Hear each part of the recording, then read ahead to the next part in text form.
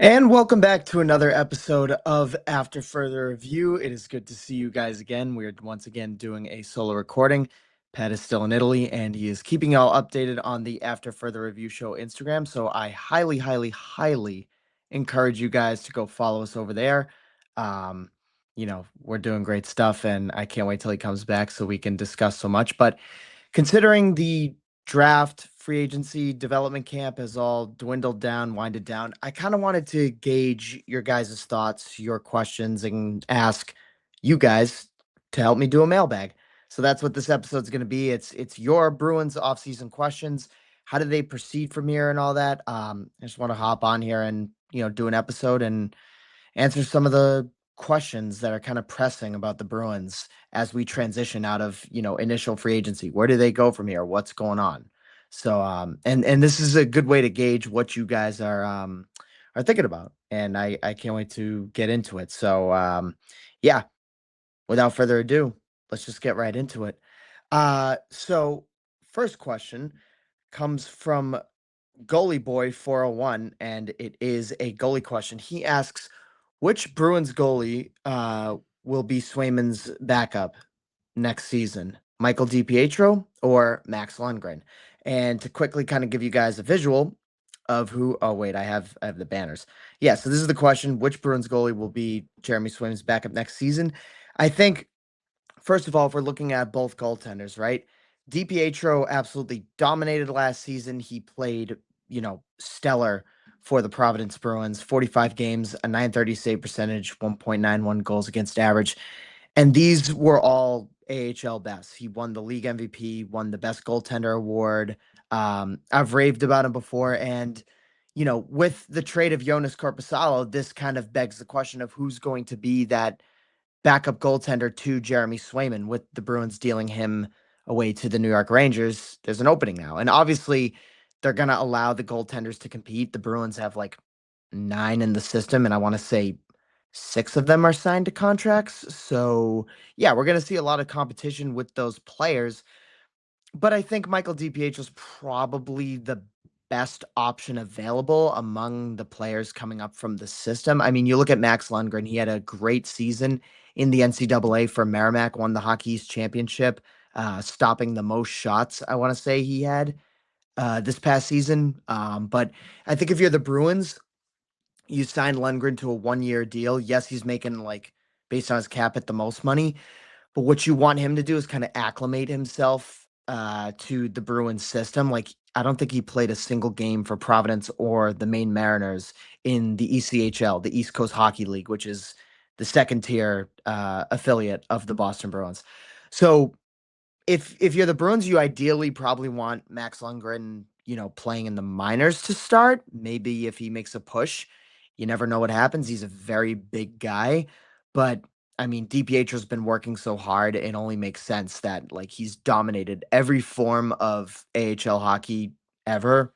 So I'd say he's the favorite. If you had to bet, he's the running favorite to be Jeremy Swayman's backup. And he got some NHL time last year. He made like 2 saves in a single game. So yeah, that is definitely interesting question, but I think based on what we're looking at, that's kind of how the goaltending is going to fizzle out. That's at least how I'd see it for now. Our next question will move off of the goaltending. Would you want the Bruins to trade for Shane Wright, and what would the package be? This comes from Cooper F013. So if we're looking at Shane Wright, I guess he's been trending around, especially Bruins Twitter. Shane Wright, if there's a typo on this, I apologize. I try to make these graphics as as visually appealing as I can for you guys. But yeah, former 4th overall pick. He was supposed to go like number 1, I remember, in 2022, and then Montreal went for Slavkovsky, which has obviously worked out for them. But Shane Wright, 27 points in 74 games. He was usually listed as the 3C in Seattle. That's at least what it is on Puckpedia. But I don't really know too much about Shane Wright, but I feel like he's kind of a center that would, fit the Bruins window. But then again, if you're the Bruins trading for a forward, I'll say this initially. I prefer the Bruins to if they are trading for a forward, especially a younger forward like Shane Wright, you probably want to get a forward off the books because I feel like what they have at forward is kind of solidified. And obviously, trades are trades and you can make whatever moves you want. But based on what the Bruins currently have in their forward group, I don't really see the need to make a move for a forward unless you're sending a forward contract out. I don't know what the package would look like in terms of, how his value adds up in Seattle. They have been shopping him according to reports. But if you're me, I'd ideally want a forward to be sent out the other way because it feels like you don't. I've talked about this before. You don't want the Bruins to create a logjam for their younger guys, and Shane Wright would be a great youthful addition to this Bruins roster. And he scored like 40 something points in 2024-25, but that point drop off, I don't know what that is specifically.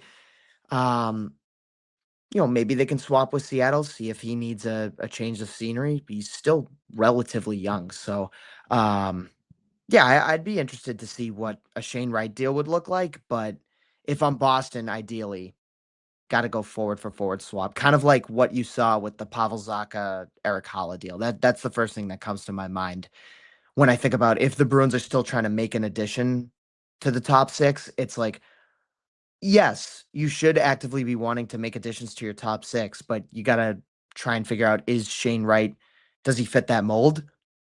And what is Seattle going to want in return for him? And does that fit with your plans? So, I mean, I'm open to it, but I mean, I'm not really like overly, yes, let's go for him. But, we'll see how that kind of stuff develops. But it's definitely been a trending topic for Bruins fans on Twitter.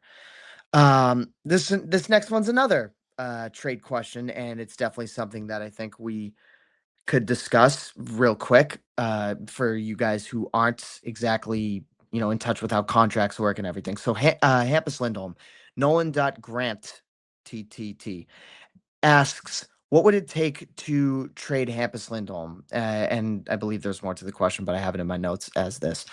So Lindholm is 32 years old. As you guys know, we traded for him back in like 2021-22, and then we extended him. He still has 4 years at $6.5 million. I'm just realizing I didn't put a graphic out for him. But sometimes he's been underwhelming due to the fact that he's had like lingering lower body injuries. It appears to be a recurring thing that happens for Hampus Lindholm. But it stinks when he's not healthy and he's out of the lineup. But when he is healthy, like, you have to understand like the poise that he brings, especially in the transition game, especially offensively. When he's able to bring that to the Bruins lineup, it's extremely valuable when he's on his game. Like, it's really a boost to see the offense produce from the back end when Hampus Lindholm, is working like that. So he has a full no movement clause, though. So I've seen a lot of Bruins fans. The stock's really low on him, so Bruins fans want to, deal him out and see if you can get something for him.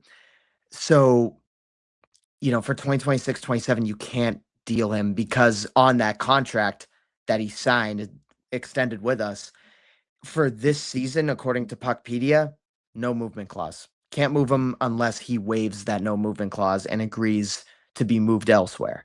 There was a report earlier that the Bruins, it was by David Pagnota, and there was a report earlier that said the Bruins had a deal in place with the Oilers for Darnell Nurse, but the player that the Bruins were sending the other way didn't move their no movement clause or no trade clause.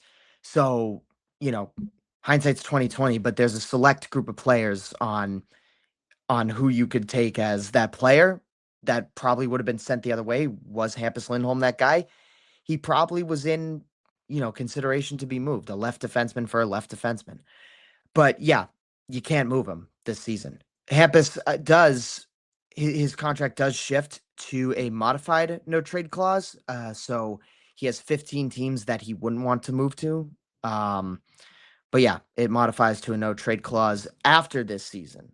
So if you are looking to trade Hampus Lindholm and stuff isn't working out, then after this season, that's something that you could definitely evaluate. But as of this season, he's not going to go nowhere unless you get him to agree to.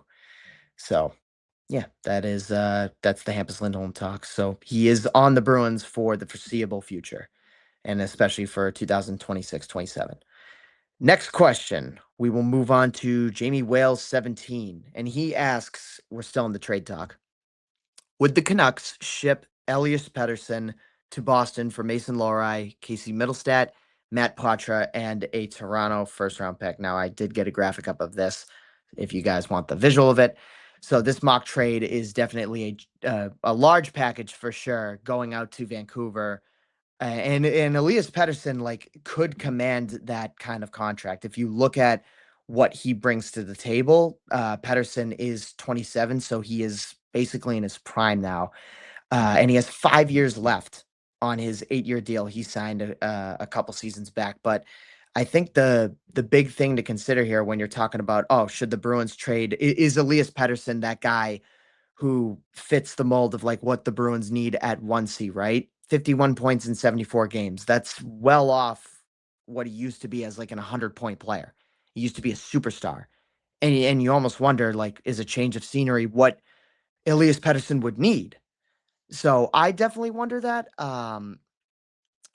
6 years at 11.6 million, that he could either play up to that value on a first line with David Pastrnak.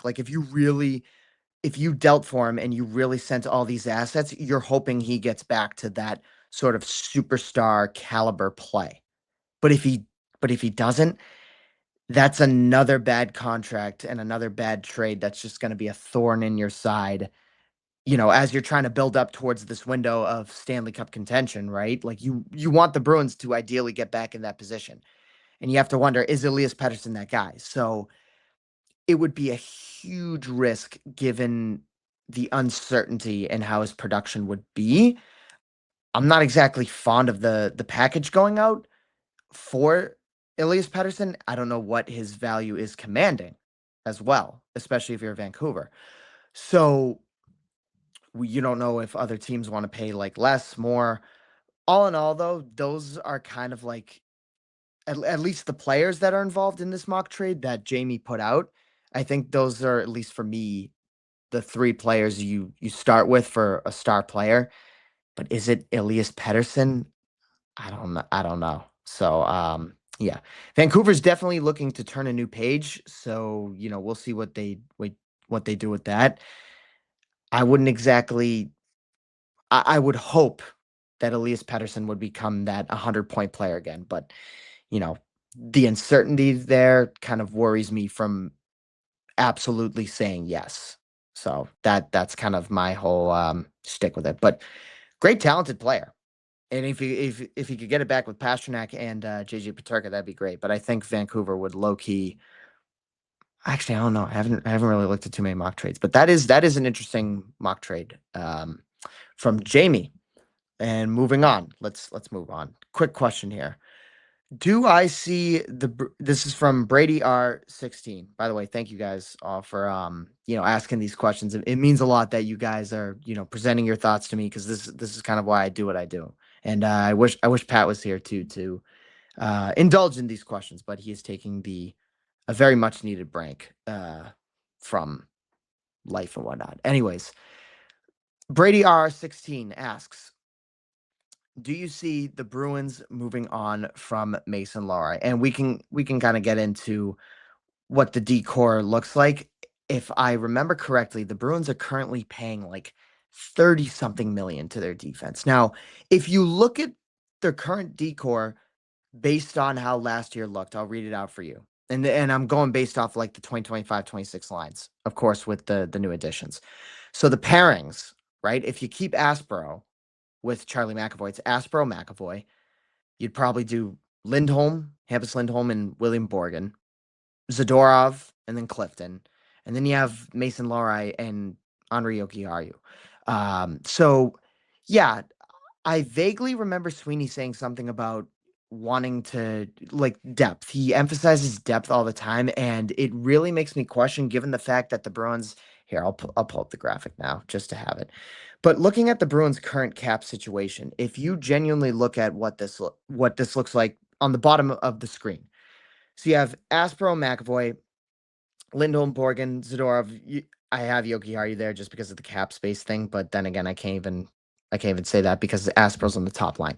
I don't know how the defense is going to, line up. I don't even they might go with this many defensemen based on the fact that Sweeney has emphasized, oh, let's have depth. Like we love depth. So I could see him staying on this team. I just with the signings the Bruins made on the right side, the way I can see Mason Lohrei remaining on this team is if the Bruins just put Jokiharju in Providence, or Jokiharju, Aspero in Providence. If the Bruins take Jonathan Aspero and say, okay, you're next man up, kind of thing, like go to Providence, play, and then you're next man up, and they evaluate that, oh, Lohrei gets out of camp and he looks like really good.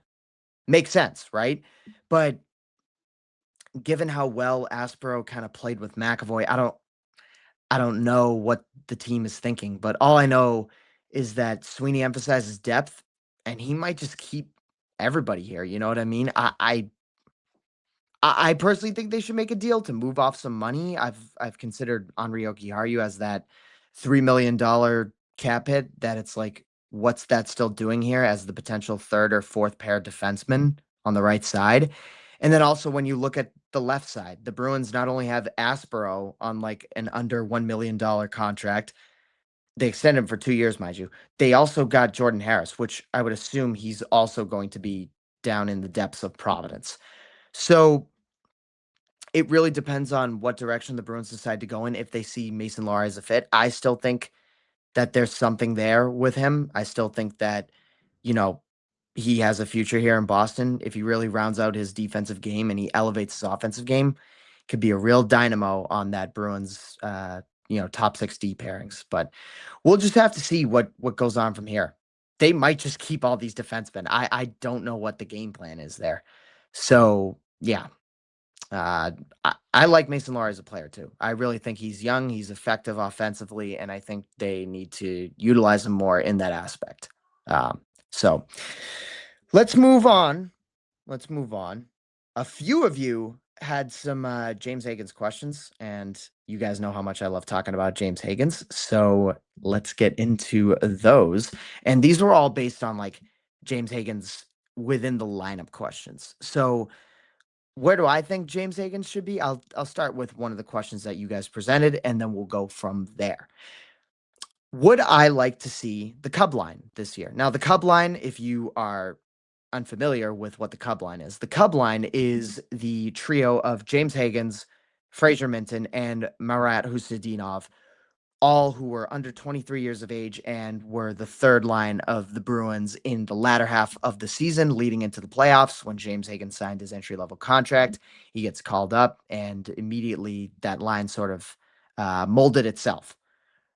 So, yeah, I mean, it could be fun to see the Cub line back and start the year together, but I feel like for every single one of these individual players, when you talk about what the Bruins have in their youth at forward, I feel like it would be better for them to kind of find their own roles within the forward group, right? Like if you're asking me, I envision Marat Husadinov, if this Bruins team does eventually make its way into Stanley Cup contention, I envision Marat Husadinov as a third line winger. I envision him as a sort of middle six guy that teams are circling on their roster sheets and saying, look out for this guy.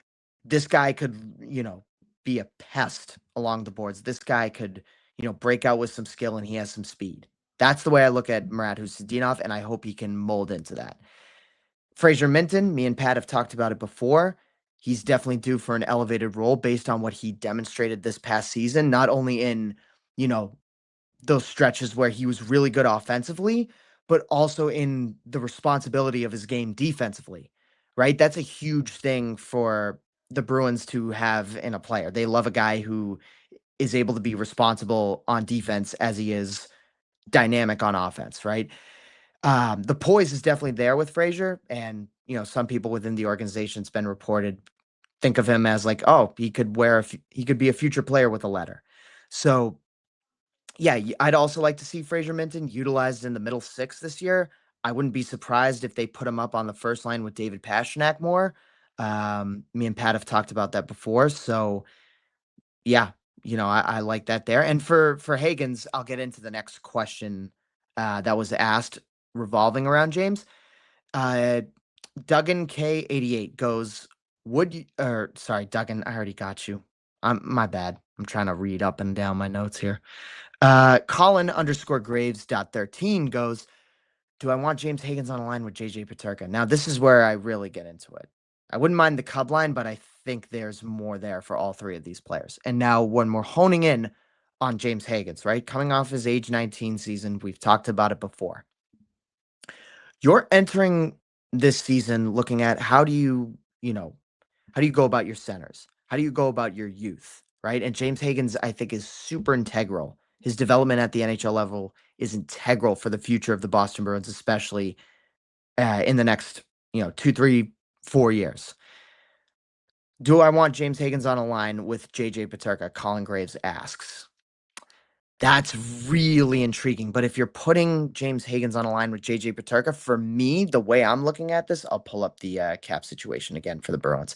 These lines aren't definite. Okay. It's just to put names on the roster sheet, kind of. And I know I have the Cub line there. But when you look at how the lines would fizzle out, okay, James Higgins played this past season as a left winger. Now, the debate has been for a bit, do you keep Higgins on that left wing side or do you put him at the center position?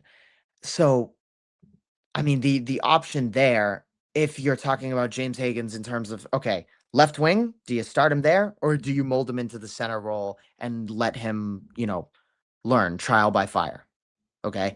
Because if you're playing him at center, there's a lot more of the defensive responsibility, not just in, the D zone, but the middle of the ice, like that he's going to have to take on. Do I think he can do it? Absolutely. I've watched a ton of him at Boston College. So he's definitely demonstrated that. But when you put him on the wing, the offense clicks and he can just score like crazy. And that's also been seen in his previous stints before. So it depends on what the Bruins kind of want to start with him. Me personally, I'd love to see him play center. Do you want to just shove a 20-year-old into the first line with David Pastrnak and JJ Paterka? That feels like it's an inevitable duo that's going to be on the first line. The question is, what center do you put in the middle? Do you put the kid in there? Do you put James Higgins in there right away and say, yep, they like go figure it out and go learn from two more seasoned players? Like Pastrnak, I feel like would definitely be a player. If you put Higgins in there, like he would totally be up to the task to kind of ease James Higgins into the NHL, into a top six role. Having said that, I don't know if that's something the Bruins want to do. For me, I'd like to see him eventually evolve into a center. But I think given what the Bruins already have at the center position, you're talking Elias, he's in there, Zaka, Minton, Corrali's still there. And even then, as you go down the depth chart, there's some more forwards that could play in the center position. I don't think that James Higgins is fit for the or he's fit for the center role just yet, based on what everybody else has in the current lineup. So for me, I'm putting him on the left wing. No JJ Paterka, Pastrnak, and Hagen's line just yet. If you're asking me where James Hagen should be, put him at left wing. Put him at left wing. I ideally would want to see him with Pavel Zacha and maybe another winger. I would like to see that. I feel like it's a little early to tell. And even then, last season when we were doing kind of our lineup for where the Bruins would or how the Bruins lineup would fizzle out, I don't think that it came out the way that I thought it was going to be. Like everybody knew the second line was going to be the second line of Middlestat, Arvidsson, and Zaka, but everything else was kind of up in the air. So we'll see where it goes from there. But yeah, James Hagen's, I see sort of a like Murat Husadinov trajectory, and I'm not saying they're the same player.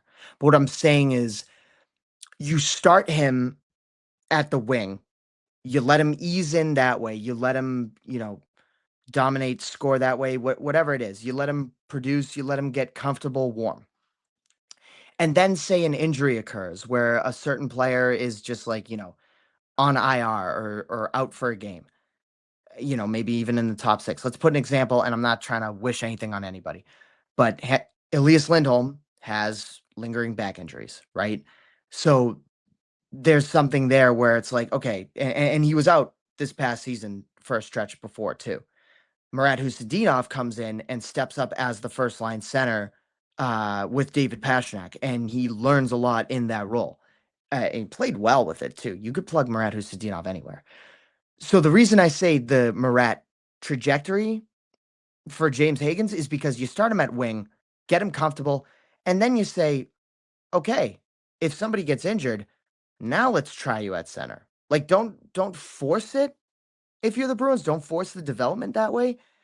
But if an opportunity presents itself where, you need some help at center, this is kind of why the Bruins value those two-way players so they can just like mix and match and switch. You have a young player in James Higgins that you could just put up there with David Pastrnak and say, yeah, go to work, see what happens. I keep going back to when David Pastrnak was tweeting James Higgins' World Junior Summer Showcase highlights. This was last summer, and he was like, he was like, this is awesome. So, yeah, that's definitely something that I would like to see. I'm not saying Murat and James are the same players, but you started both on the left wing, or you start both on the left wing, and if an injury occurs, you have a guy who has a lot of upside, but also understands the defensive side of the game, understands the responsibility of where he's supposed to be. If you watch James Higgins, that's what he does. He is able to understand where he is on all sides of the ice, right? So I look at that and I say, that's a confidence booster when you look at how young he is, how responsible he is, and his understanding of where to be on the ice. I've always said he's a cerebral player, and you'd love to put that with a Pastrnak. Would I do it now? Not just yet. So we will move on to our final question from JW Ryan 1212. And this is a sort of prospect question, and it's definitely one that I love circling back on. And he asks, will Don Lichmelis make a big club jump this season? Now, for Don Lichmelis, right, let's take a look and dissect how he's been in his trajectory as a Boston Bruin, or should we say a Providence Bruin, because he hasn't worn the spoked B yet. Don Lichmelis signed an AHL tryout agreement, went off for 12 games with the Providence Bruins in the 2024-25 season after a standout sophomore year at UMass Amherst, right? Then he comes in this season and everybody's thinking, okay, now he's going to start cooking. Like this is going to be his first full season in Providence. I think that's what everybody expected out of him. And then after the Olympics, where he performs great for Latvia. He definitely was somebody who a lot of people were looking at him and saying, like, yeah, this kid's got poise. He's NHL ready. Well, he's not like NHL ready, but he's somebody that the Bruins should definitely value. And at least that's the way I looked at it, based on the maturity in his game. So yeah, former 4th-round pick too. That's a pretty good get by the Bruins scouting department there. So after the Olympics, though, it's reported and we learned that Don Lichmelis was dealing with I want to say it was a shoulder injury. He was hurting bad and he had to get surgery. So he couldn't play for the rest of the season. So he finished his 2025-26 season, 43 games, 28 points, 15 goals, which is not bad. But if you're the Bruins and you're looking at, where Don Lichmelis fits in with this current roster, it's kind of like I've said with James Higgins and, whether you put him at a left wing or a center. Lichmelis could probably play wing or center, ideally, but I just think there's kind of I don't want to say a logjam, but it's like when you look at where the Bruins are at, especially with their young talent, he kind of has a steeper hill to climb based on what players are already within the forward group and how many contracts you have. I'll pull it up again for a third time here, the graphic of the cap situation. Okay, you have your 12 forwards. Ideally, that 4th line's locked in. ideally on the third line, those three young guys are all going to find their roles in Boston in some way, shape, or form. You still have Middlestat, you still have Zaka, you still have Geeky. Paterka shifts everybody down. At least Lindholm, albeit is in this lineup, or should I just say hasn't really performed to what you would want him to be. He is still in this lineup and he still needs to play in some way, shape, or form on it. There's just too many, and Pasternak's Pasternak.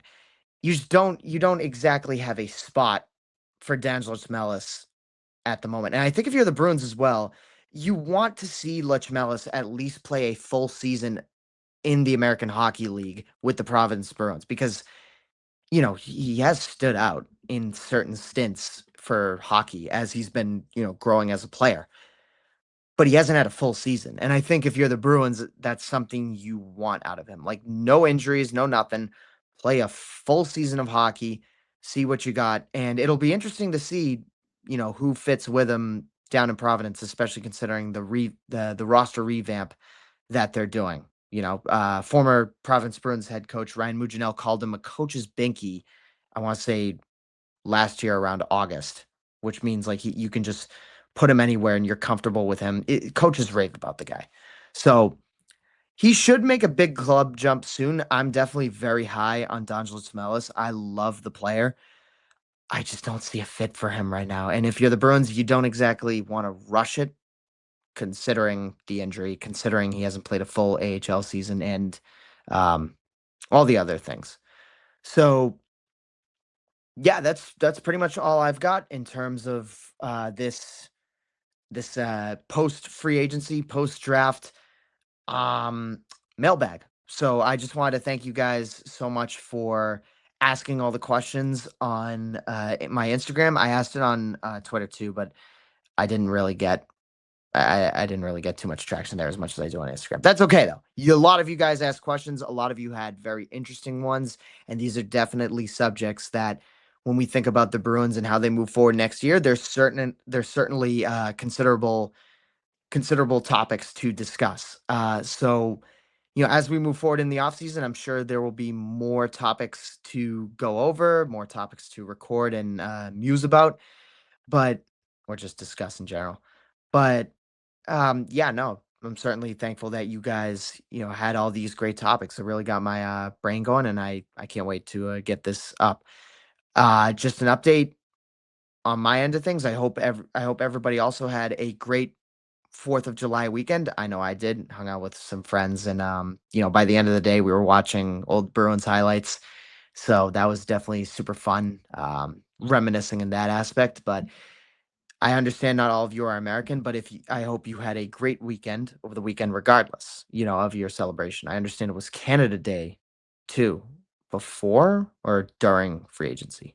But um, yeah, I hope everybody had a great weekend. Thank you guys so much for watching these videos at all. As always, it means a lot to me. It means a lot to Pat too that you guys are supporting us, and stick around because we got a lot more on the way.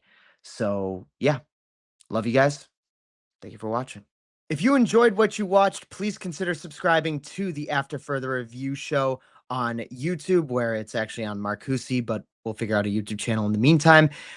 Please consider also listening to us on Apple Podcasts, Spotify, wherever you listen to your podcasts. We're probably available on it, so go check us out there. Also, find us on Instagram. Follow us at After Further Review Show, where you can find clips, and our content is everywhere with player interviews, podcasts, and so much more fun stuff that me and Pat love doing around the Bruins, the NHL, and beyond. Thank you so much for watching this video, and we hope to see more of you. Bye-bye.